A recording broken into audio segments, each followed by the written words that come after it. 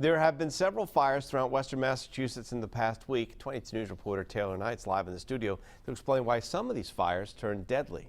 A fire in Pittsfield killed 3 people over the weekend, including 6-year-old twin boys.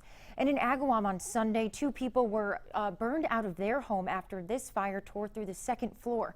Both fires damaging property and one taking lives. Lieutenant Katie Collins-Kalba of the Chicopee Police Department told 22 News the best way to prevent a fire from turning deadly is to have a working smoke detector. Working smoke alarms do save lives. They give you the earliest warning possible during a fire if they're in good working order. If they're not there or they haven't been maintained, people won't have that valuable time to escape a fire. According to the State Fire Marshal's office, working smoke alarms can double your chances of survival if a fire were to occur. Lieutenant Kalba also told 22 News that having an escape plan can also help prevent a fire from turning deadly. She said it's a good idea to create and practice the plan. It should include getting out of the house in under 2 minutes and having 2 different ways to get out. Taylor Knight, 22 News.